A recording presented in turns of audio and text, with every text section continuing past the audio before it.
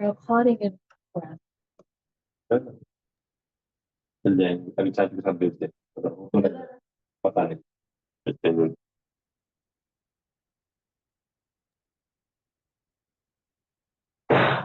तब जी हमने जीव अधिकारी स्टार्ट ही किया है। मतलब 2 गाथा ही पढ़ी अभी तक, मतलब 3-4 गाथा जो साथ में थी वो वाली पढ़ी अभी तक।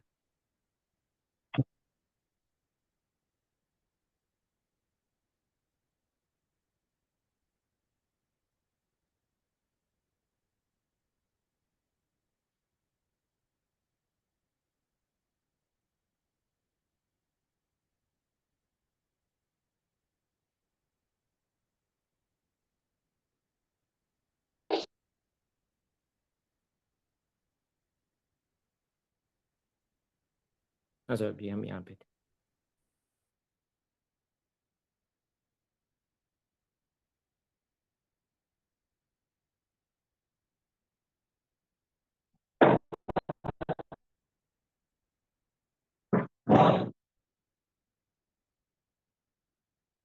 इसमें 3 गाथाएं अपनी एक साथ वाली चल रही थी।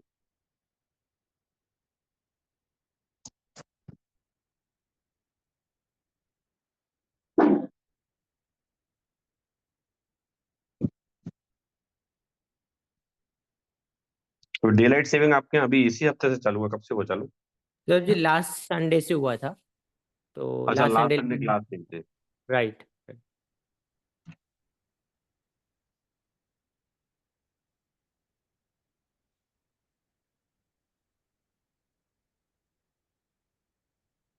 हाँ, हमारी चर्चा इस पे चल रही थी अपनी जीवा जीवाधिकार की। गाथाएं 39 से 43 गाथाएं थी हमारी।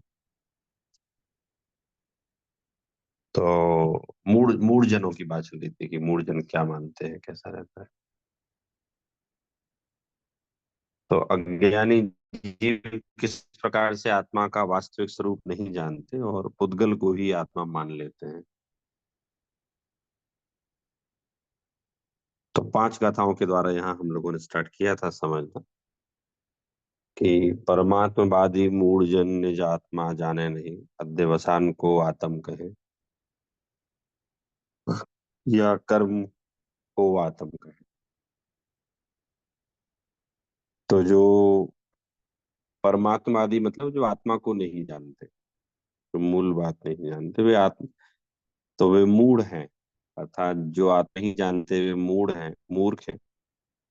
और अध्यवसान को आत्म कहें या कर्म को आत्म कहें, अर्थात संयोग को ही आत्मा कहते हैं। वो उनकी दृष्टि में अलग से कोई आत्मा परिलक्षित नहीं होती है। अध्यवसानगत जो तीव्रता या मंदता है जीव है। फिर अलग अलग इसमें 40 नंबर से चालू किया था कि कोई अध्यवसानगत तीव्रता मंदता जो है उसको ही जीव मानता है, कोई कर्म का जो तीव्र और मंद उदय है उसको जीव मानता है, कोई द्रव्य कर्म को जीव मानता है। इस तरह से जो दुर्बुद्धि जन होते हैं ना, वे वास्तविकता को नहीं जानते। लेकिन परमार्थवादी ऐसा नहीं मानते। तो ये दुर्बुद्धि लोग ही ऐसा मानते हैं। ये हमारा इस प्रकार से ऐसा प्रकरण चल रहा था। इसमें एक बार फिर से पढ़ते जाते हैं इसको। आत्मा को नहीं जानने वाले, पर को ही आत्मा मानने वाले कई मूल लोग अध्यवसान को और कर्म को जीव कहते हैं। ये इसकी गाथाओं का अर्थ था। हम लोगों ने जो चालू किया था, तो ये चालू किया था आत्मख्याति में जो कहा गया है वो हमने प्रारंभ किया था।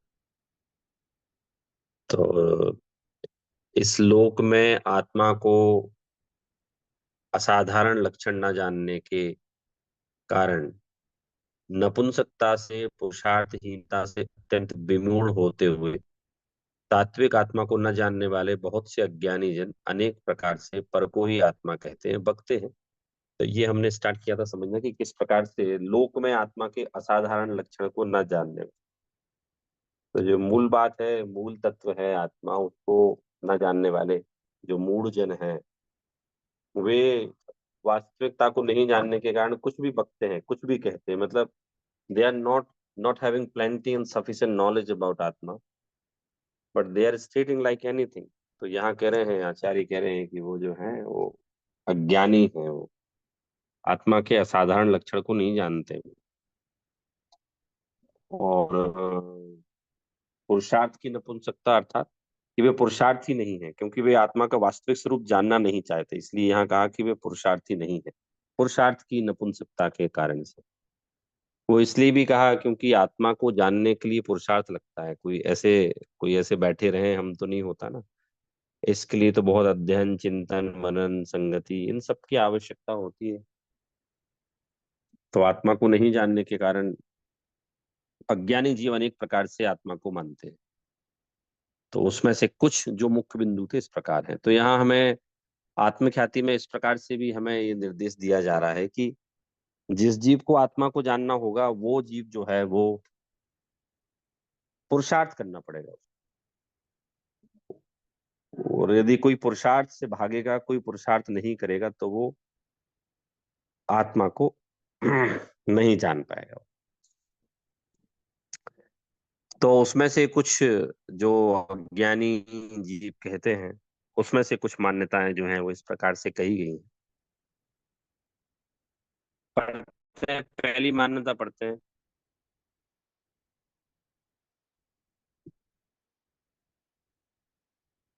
पढ़िए कुंजन जी, आप ही पढ़िए। कोई तो ऐसा कहते हैं। कोई तो ऐसा कहते हैं कि नैसर्गिक स्वयं से ही उत्पन्न हुए स्वाभाविक राग द्वेष द्वारा मलिन अध्यवसान मिथ्या अभिप्राय सहित विभाव परिणाम ही जीव है, क्योंकि जिस प्रकार कालेपन से भिन्न कोई कोयला दिखाई नहीं देता, उसी प्रकार अध्यवसान से भिन्न अन्य कोई आत्मा दिखाई नहीं देता। हाँ, अब देखिए, कोई तो ऐसा कहते हैं कि नैसर्गिक अर्थात स्वयं से उत्पन्न हुए स्वाभाविक रूप से राग द्वेष द्वारा मलिन अध्यवसान, अध्यवसान का यहाँ बताया मिथ्या अभिप्राय सहित परिणाम ही जीव है। तो हम देखते भी ऐसे ही हैं भाई, सबके राग द्वेष से मलिन भाव है ना, किसी के कम है, किसी के ज्यादा है, लेकिन ऐसा तो हमें कोई दिखाई देता ही नहीं जो राग द्वेष के भावों से मलिन ना हो।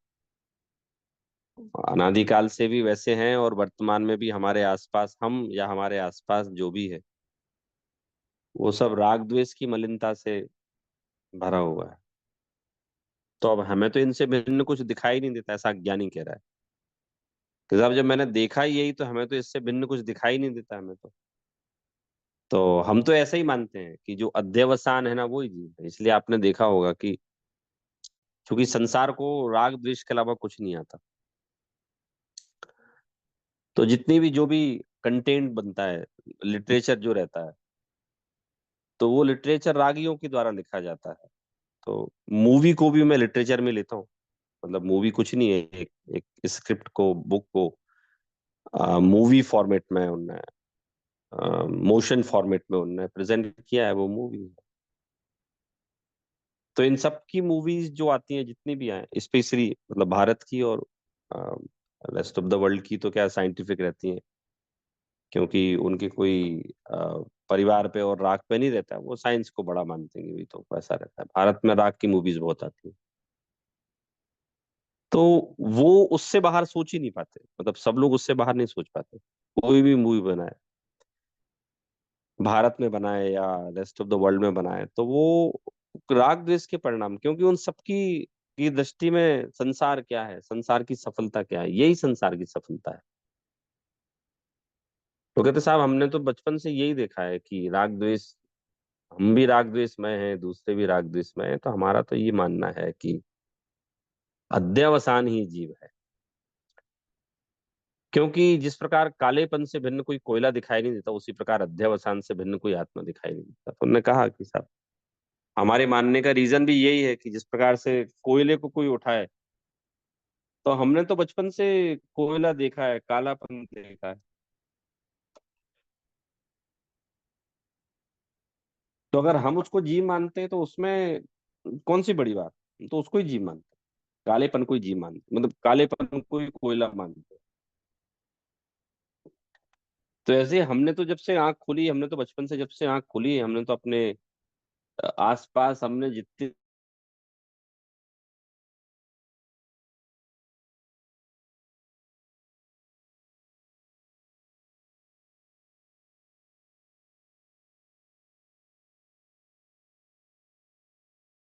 एक तो वो अज्ञानी की मान्यता को यहाँ बताया जा रहा है कि किस प्रकार से वो ऐसा मानता है कि कालेपन से भिन्न कोई कोयला दिखाई नहीं देता, इसलिए हमें कोई अन्य आत्मा दिखाई नहीं देता।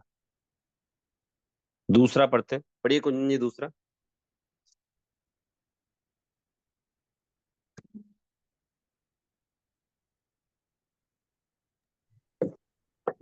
कोई कहते हैं कि अनादि जिसका पूर्व अव्यव्य है और अनंत जिसका भविष्य का अव्यव्य अव्यव्य है। ऐसी एक संस्तरण भ्रमण रूप जो किया है उस रूप से क्रिया करता हुआ कर्म ही जीव है, क्योंकि कर्म से भिन्न अन्य कोई जीव दिखाई नहीं देता। हाँ, दूसरी मान्यता, कोई कहता है अनादि जिसका पूर्व अवयव है। पूर्व अवयव मतलब अनादिकाल से जो है, अनंत जिनका भविष्य का अवयव है, अर्थात अनंत काल तक जो भविष्य में रहने वाले। ऐसी एक संसरण रूप जो क्रिया है, उस रूप से क्रिया करता हुआ कर्म ही जीव। बोले साहब हमने तो ये पढ़ा है, टेक्निकली हमने तो पढ़ा है कि जीव कब से कर्मों सहित है। तो बोले अनादि काल से कर्मों सहित है। कब तक कर्मों सहित रहेगा? तो बोले अनंत काल तक कर्मों सहित रहने वाला है ये। तो बोले हमने तो जिसका अनादि और अनंत अनंत देखा है, कर्मों सहित देखा है, तो अगर हम ऐसा कहें कि ऐसी संसरण अर्थात भ्रमण रूप जो क्रिया है, उस रूप से क्रीड़ा करता हुआ कर्म ही जीव है, तो वो कर्म ही जीव है, क्योंकि हमने आज तक कर्म से भिन्न कोई जीव देखा ही नहीं, दिखाई देता ही नहीं। हमारी आत्मा के स्वयं के साथ अनादिकाल से कर्म बने हैं। मोक्ष नहीं गए तो अनंत काल तक कर्म बंधे रहने वाले हैं। आसपास भी जितने जीव दिखाई दे रहे हैं वे सब भी कर्मों सहित दिखाई दे रहे हैं। मुक्त तो दिखाई देते ही नहीं ना, क्योंकि जो मुक्त हो गए वो कैसे दिखाई देंगे आप? तो कर्मों सहित दिखाई देते हैं। तो वो अज्ञानी ये कह रहे हैं कि साहब मुझे इससे भिन्न कुछ दिखाई नहीं देता, मुझे तो जो दिखाई देता है यही देता है। और होता भी ऐसा ही है ना, जैसे जिस कुल में जो जन्म लेता है वो उस कुल के संस्कार उसको रहते हैं। फॉर एग्जाम्पल कोई मांसाहारी फैमिली में जिससे किसी ने जन्म लिया, तो मांसाहारी उसने देखा ही भी, हमारे तो आसपास लोग जीवों को मार के खाते हैं, तो वो उसको गलत ही नहीं मानता, वो उसको सही बोलता है। ऐसे ही यहाँ करें कि साहब मैंने तो जितना अनादिकाल का डेटा उठाया है और अनंत काल तक का फ्यूचर प्रोजेक्शन देखा है, तो मुझे तो यही समझ में आया कि साहब इससे भिन्न कुछ नहीं होता था। इसलिए मैं जो है, मैं तो कर्म को ही जीव मानता हूँ, कर्म से भिन्न मुझे कोई जीव द्रव्य जो है वो दिखाई नहीं देता। हाँ, आगे पढ़िए कुंजन जी। कोई कहते हैं,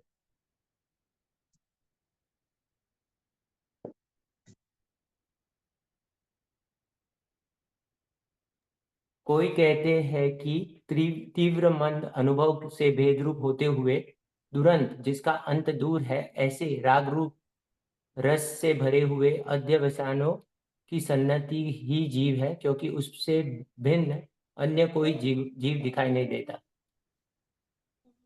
हाँ फिर कहा इनने, देखिए जैसे कंटेंट की बात करता हूँ मैं कि अ, जैसे जो राइटर रहते हैं ना, राइटर, काफी सारे कुछ बहुत अच्छे राइटर्स भी हुए हैं पूर्व काल में, जिनने अच्छी 50 से ज्यादा बुक्स लिखी हैं जिनने।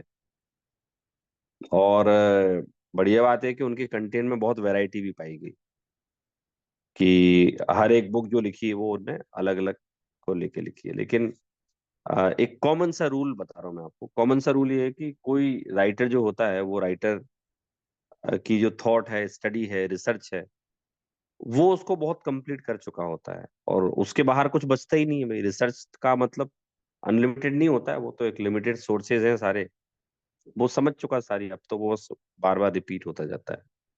तो वो अपनी उस रिसर्च को बुक फॉर्मेट में कन्वर्ट करता है। तो अधिकांशतः केस मैंने देखा कि वो या तो एक बुक लिख देगा, बस पूरी लाइफ की लर्निंग की एक बुक लिखेगा, तो वो लिख देगा, 500 पेज की लिख देगा, फिर उसके बाद वो कभी कोई दूसरी बुक लिखेगा ही नहीं, लिखेगा तो वही मैटर रिपीट होगा जो उसने पहली बुक में लिखा अपनी। या फिर कोई बहुत नॉलेजेबल हुआ उस फील्ड का, तो अलग अलग एक एक टॉपिक को इलेबोरेट करके वो 200-200 पेज की 3-4 बुक लिख देगा, 5 बुक लिख देगा। फिर उसके बाद लिखेगा तो मैटर रिपीट होगा। या फिर उसे अलग अलग टॉपिक लेना है तो उसे फिर वैसी स्टडी बहुत करनी पड़ेगी, मतलब डेटा देखना पड़ेगा उसको। तो ऐसे ये भी जो अज्ञानी है ना, ये उस डेटा से बाहर नहीं जा पा रहा है, जिसमें ये कह रहे हैं कि साहब अनादिकाल से मैंने तो जीवों को कर्म से सहित दिखाई देखा है, मैंने तो अनादिकाल से जीवों को अध्यवसान से सहित देखा है। अब ये जो भी बात कर रहा है, चार पांच पॉइंट है जो अज्ञानी बोल रहे हैं, ये सब पूरा उसी के इर्द गिर्द है। मतलब पांच, जैसे पांच किताबें कोई लिख रहा है तो उसके पास डेटा उतनी ही है, तो ऐसे ही अज्ञानी है ना, तो अज्ञानियों का डेटा सेम है, वो उससे बाहर जा ही नहीं पाएगा वो। कि साहब इनसे बाहर भी कोई जीव होता है, कोई जीव होता है, वो ऐसा मानता है वो। तो तीसरे पॉइंट में कह रहे हैं कि तीव्र मंद अनुभव से भेद रूप होते हुए दुरंत, जिसका अंत दूर है, ऐसे राग रूप रस से भरे हुए अध्यवसानों की संतति ही जीव है, क्योंकि उससे भिन्न अन्य कोई जीव दिखाई नहीं देता। कोई उससे भिन्न अन्य कोई जीव दिखाई नहीं देता उससे, किससे? तीव्र मंद। हमारे जो परिणाम होते हैं ना, हमारे परिणामों में तीव्रता मंदता होती है, क्योंकि उदय में तीव्रता मंदता होती है। तो कभी कोई परिणाम, कोई कर्म का उदय हमें तीव्र उदय में आता है, कभी कोई परिणाम, कोई कर्म का उदय मंद उदय में आता है। ऐसे हमारी तीव्रता मंदता चलती रहती है, हमारे जीवन में भी चलती है, और हम दूसरों के जीवन में भी देखते हैं कि तीव्रता मंदता उनकी चलती रहती है, वो कभी किसी की बंद होती नहीं है वो। तो अब इसने ये भी देखा कि भैया ये तो, मैंने तो यही देखा, किसी को क्रोध आ रहा है, कोई पूजन कर रहा है, मेरे भी परिणाम कभी अच्छे रहे कभी बुरे रहे।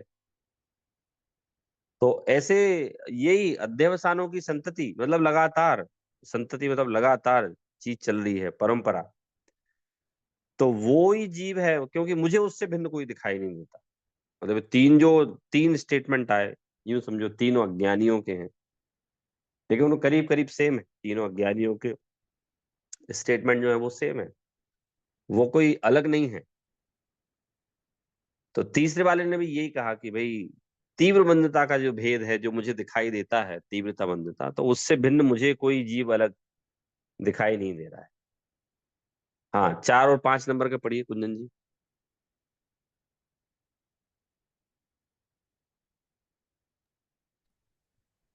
कोई कहता है कि नई एवं पुरानी अवस्था आदि भावों से प्रवर्तमान नौ कर्म शरीर ही जीव है, क्योंकि शरीर से अन्य अलग कोई जीव दिखाई नहीं देता।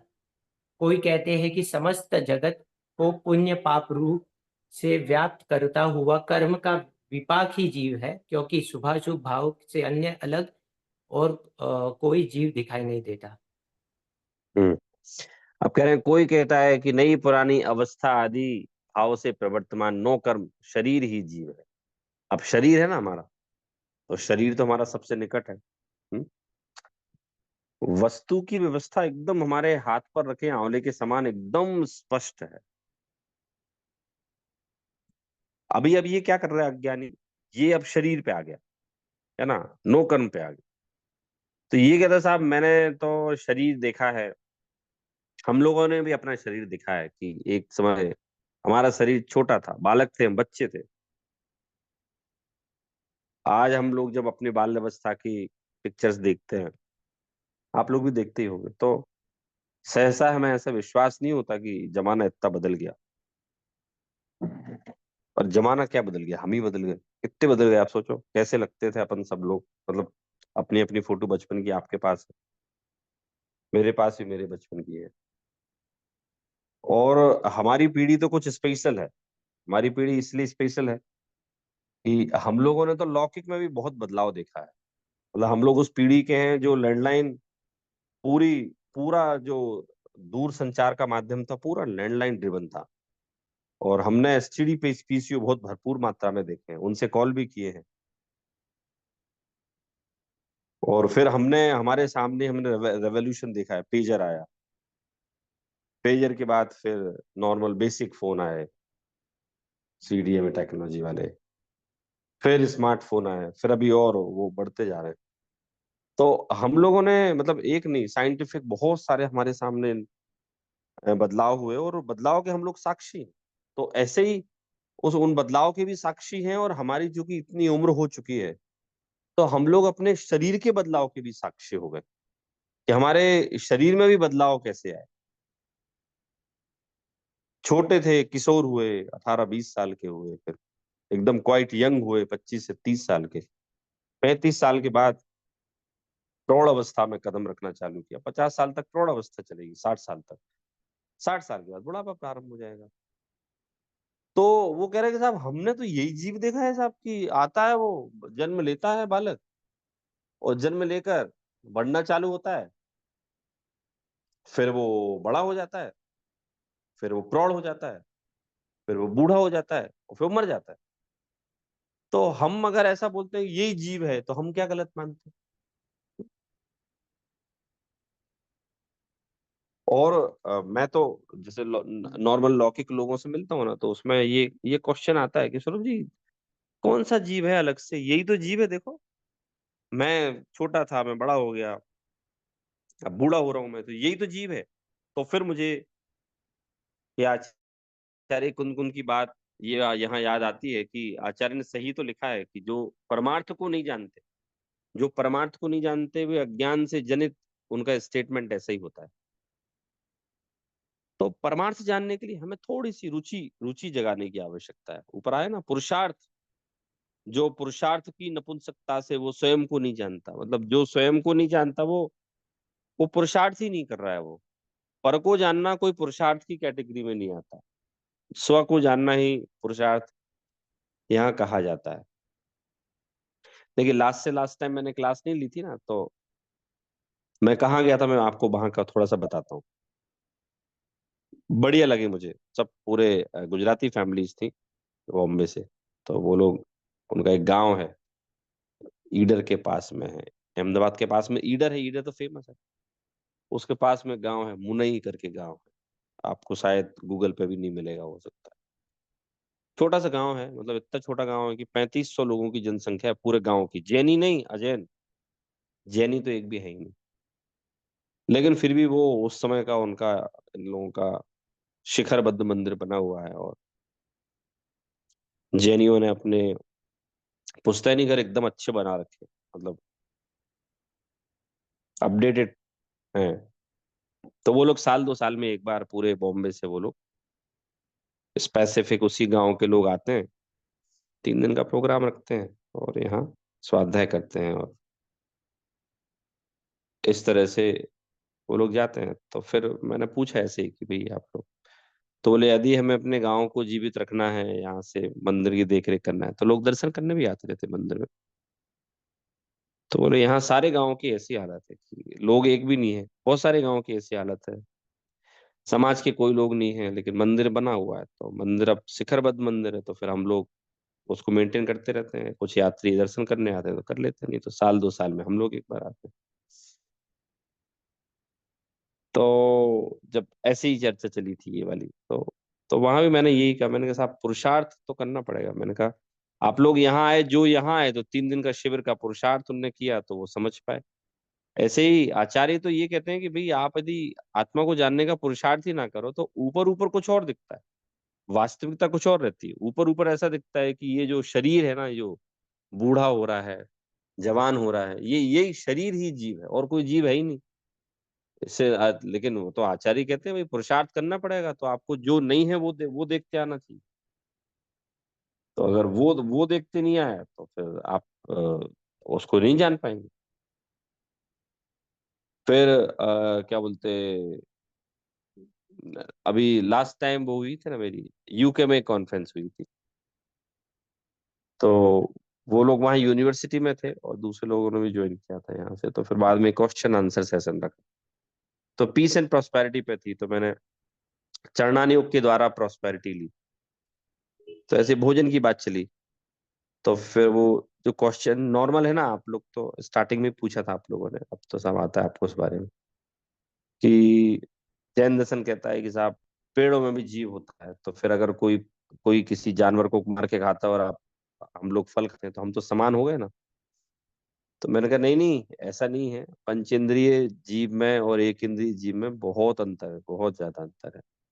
और उसके अलावा अपन तो फसल जब पक जाती है, मतलब स्वयं उसकी आयु पूर्ण हो जाती है, तभी हम खाते हैं गेहूं, मतलब वो तो उसका प्रोडक्ट है। ऐसे ही फल का भी ऐसे ही है, लेकिन जो पंचेंद्रिय जीव को मार के खाता है तो वो तो महामलिन पदार्थ है, कषाय की तीव्रता बहुत है, घृणित पदार्थ है, और उसमें निरंतर जीव पैदा होते रहते हैं।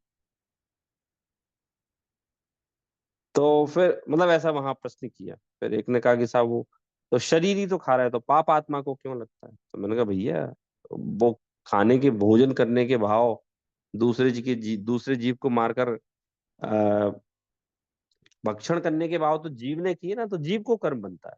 तो इससे ये पता चलता है कि अगर कर्म से कर्म बंधन, शरीर से कर्म का बंधन बंधता होता, तो फिर तो बहुत अच्छी सुविधा हो जाती।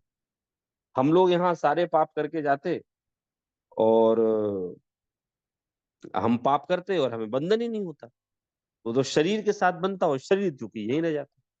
अब चूंकि शरीर यहीं रह जाता है, तो फिर बंधन का सवाल ही पैदा नहीं होता।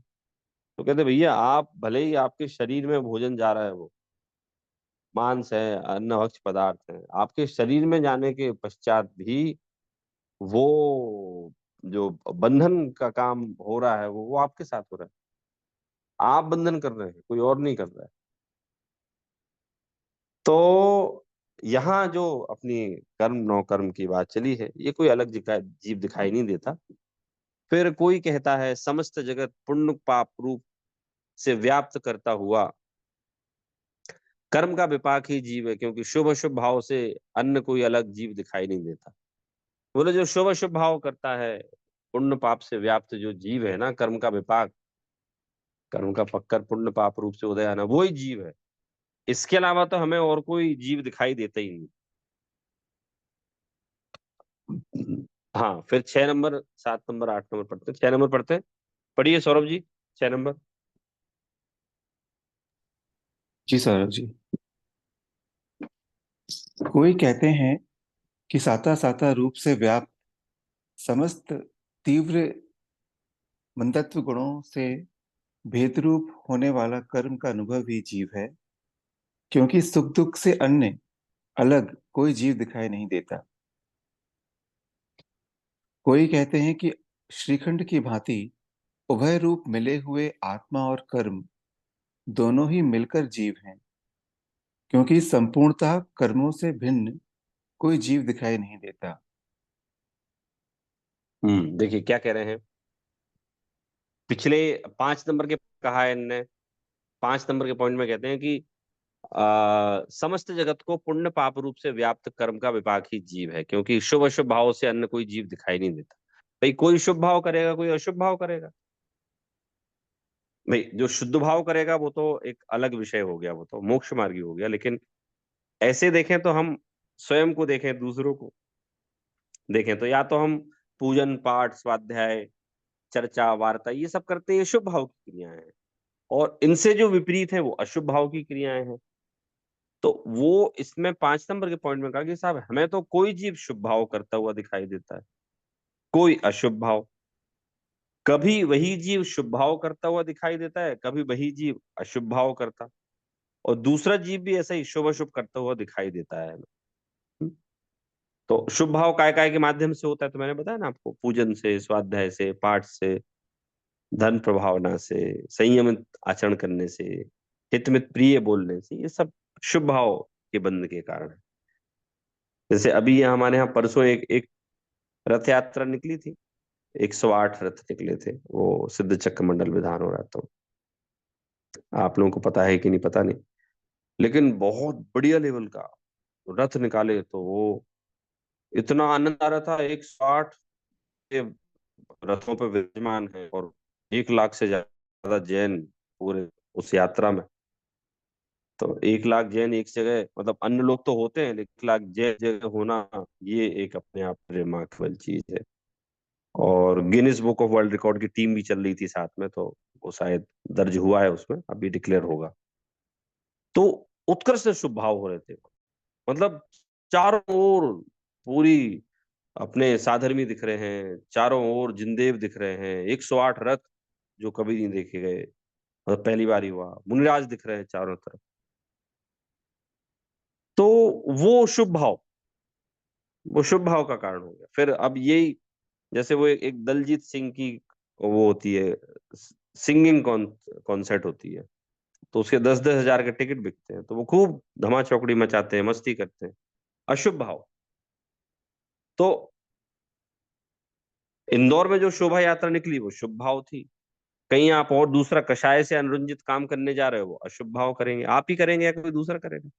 तो यहाँ करेंगे भैया हमें तो उससे भिन्न कोई दिखाई नहीं देता शुभ अशुभ भाव से।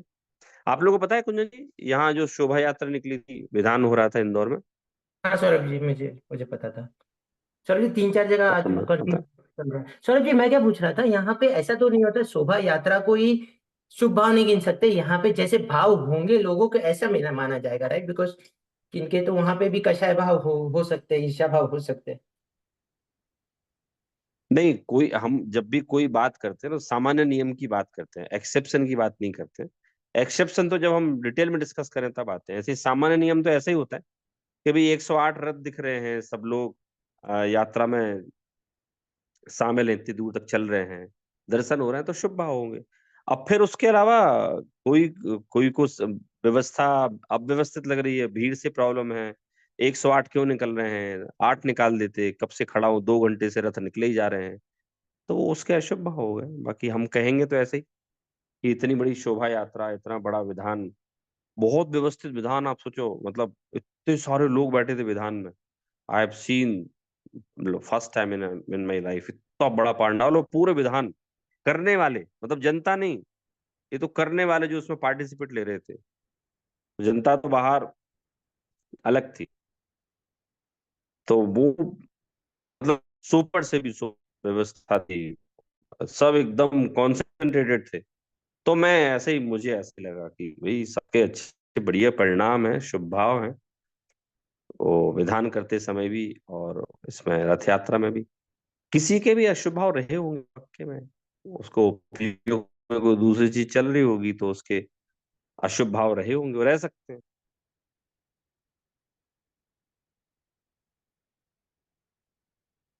तो शुभ अशुभ की बात है कि साहब मुझे शुभ अशुभ से कोई अलग दिखाई नहीं देता। फिर साता असाता, भाई कभी हमारा साता का उदय आता है, कभी हमारा आता का, कभी सही उदय आता है, कभी असाता का, तो बुरा उदय आता है।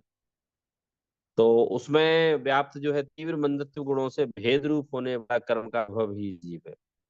भाई साता असाता रूप जो अनुभव होता है तीव्रता मंदता से, तो बोले स, साता का उदय मंदता का उदय कहलाता है, और असाता का उदय तीव्र, मतलब उसके उदय में बहुत तीव्रता है। असाता का उदय, उसका उदय मंद है, अभी मंद कषा है, तो वो साता का उदय। क्योंकि सुख दुख से अन्न अलग कोई जीव नहीं देता, क्योंकि साता के उदय के आने पे सुख होता है, असाता के आने पे दुख होता है। अब साहब हमें तो इससे भिन्न कोई जीव दिखाई नहीं दिया, साता साता से भिन्न तो हमें कोई जीव दिखाई नहीं दिया। तो हम तो ऐसे ही मानते हैं कि ये जो साता असाता वाला जो है ना, ये यही जीव है, और कोई जीव है ही नहीं, सुख दुख इससे कोई अलग है ही नहीं, यही जीव है। फिर साथ में है कि कोई कहते हैं श्रीखंड की भांति उभय रूप मिले हुए आत्मा और कर्म दोनों ही मिलकर जीव है, क्योंकि संपूर्णतः कर्मों से भिन्न कोई जीव दिखाई नहीं देता। तो ये थोड़ा सा मॉडर्न है, और वो कहता है कि साहब मुझे तो कोई भिन्न वो जीव अलग से दिखाई नहीं देता, या तो मुझे ये साता साता रूप दिखाई दे रहा है, तीव्रता और मंदता वाला दिखाई दे रहा है, या फिर मुझे जो है श्रीखंड की भांति। तो श्रीखंड क्या होता है, खट्टा मीठा होता है, आप लोगों ने श्रीखंड खाया होगा। तो वो श्रीखंड जो होता है वो खट्टा मीठा होता है। तो बोले आत्मा कर्म दोनों मिलकर जीव है, एक नहीं, एक जीव नहीं है, बोले आत्मा और कर्म दोनों मिलकर जीव है, क्योंकि संपूर्णतः कर्मों से भिन्न कोई जीव दिखाई नहीं देता। क्योंकि हमने तो कोई ऐसा जीव देखा ही नहीं आज तक जो कि संपूर्ण कर्मों से रहित हो। तो हमें तो यही जीव दिखाई देता है, तो हम तो यही माने ही जीव है। फिर कोई कहते हैं कि अर्थ क्रिया में समर्थ कर्म संयोग ही जीव है, क्योंकि जिस प्रकार 8 लकड़ियों के संयोग से भिन्न अलग कोई पलंग दिखाई नहीं देता, उसी प्रकार कर्मों के संयोग से भिन्न कोई जीव दिखाई नहीं देता। तो उसने कहा आखिरी कि जो कर्म संयोग है ना, जो कि हमारे सारे काम कराता है, तो वही जीव है। उदाहरण बहुत सॉलिड दिया यहाँ आचार्य ने कि 8 लकड़ी का पलंग है। तो वो पलंग मतलब आप लोगों ने जब भारत थे आप लोग तो उस समय देखे होंगे आपने पलंग भारत के। तो वो लकड़ियों से बनते थे। छोटे पलंग में 4 लड़की उसको चौपाया बोलते थे। और थोड़ा बड़ा पलंग हो तो उसको सपोर्ट देना पड़ता था। 8 लगते थे, 4 एक तरफ 4 एक तरफ, ऐसे टोटल 8 लगते थे और मजबूती रहती थी। तो बोले साहब पलंग क्या है, वो 8 लकड़ियों से बना हुआ है, अगर हम लकड़ी हटा पलंग गिर जाए खत्म हो जाए वो तो ऐसे ही वो कह रहे हैं कि साहब जो 8 कर्म है ना, हमें तो उन 8 कर्मों से भिन्न अलग कोई जो जीव है वो हमें तो दिखाई नहीं देता। इसलिए हम ऐसा मानेंगे ये जीव है। हाँ स्वरूप जी आगे पढ़िए। इस प्रकार 8 कर्मों प्रकार 8 प्रकार तो यहाँ कहे ही है। जी सर जी, डिफरेंट पेज पे होगा, राइट, नेक्स्ट पेज पे होगा। तो हाँ नेक्स्ट। सर जी इसमें 8 ही है। नहीं 8 के बाद वो है ना, इस प्रकार। हाँ इस प्रकार। 8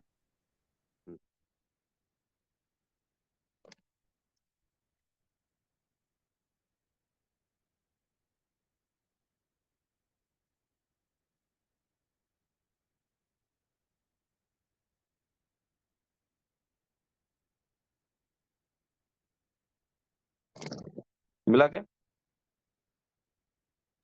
हाँ हाँ स्वरूप सर जी जी। पढ़िए। जी इस सर जी, प्रकार 8 बिल्कुल। कर्मों को तो इस प्रकार 8 प्रकार तो यहाँ कहे ही हैं, परंतु पर को आत्मा मानने वाले दुर्बुद्धि दुर्बुद्धि मात्र इतने ही नहीं हैं।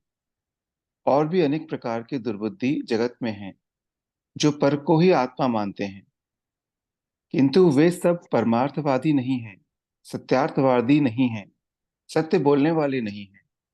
ऐसा परमार्थवादी कहते हैं, निश्चय नय के जानकार कहते हैं, सर्वज्ञ परमात्मा कहते हैं। देखिए इस प्रकार 8 प्रकार तो यहाँ कहे हैं, परंतु आत्मा को आ, तो आत्मा को आत्मा मानने वाले दुर्बुद्धि मात्र इतने ही नहीं है, और अनेक प्रकार के दुर्बुद्धि हो सकते हैं। मतलब और भी हो सकते हैं बोले दुर्बुद्धि जगत में, जो पर को ही आत्मा मानते हैं। तो हमने तो 8 ही प्रकार कहे हैं मात्र, लेकिन इससे भी और 1008 प्रकार भी हो सकते हैं जो ऐसी बातें करें जो आत्मा को ना माने, संयोग को ही आत्मा माने। परंतु जो पर को ही आत्मा मानते हैं किंतु वे परमार्थवादी नहीं है, वे परमार्थ को नहीं जानते जो पर को जानते हैं। सत्यार्थवादी नहीं है, सत्य बोलने वाले नहीं है, ऐसा परमार्थवादी कहते हैं। मतलब जो परमार्थवादी हैं वे कहते हैं कि साहब वो सत्य बोलने वाले नहीं है, परमार्थ बोलने वाले नहीं। निश्चय के जानकार कहते हैं, सर्वज्ञ परमात्मा कहते हैं। तो परमार्थवादी कहते हैं, निश्चय के जो जानकार है वो कहते हैं, और सर्वज्ञ परमात्मा भी ऐसे कहते हैं। इस प्रकार से हमारी ये चर्चा इस पे चली है। आप लोग और रिवाइज कीजिए, एक बार पढ़िए, फिर मैं आप लोगों से नेक्स्ट टाइम पूछता हूँ। प्रकरण बहुत अच्छा है, भेद विज्ञान की बात चल रही है। आई होप आप लोगों को समझ में आया होगा। अभी हम लोग जिनवाणी सूत्र लेते हैं। निज निधि निज में बता, ज्ञान उपकार है, इसके लिए जिनवाणी माँ को वंदना शुत बार है, वंदना शुत बार है। जय जिनेन्द्र। जय जय जिनेन्द्र। जय।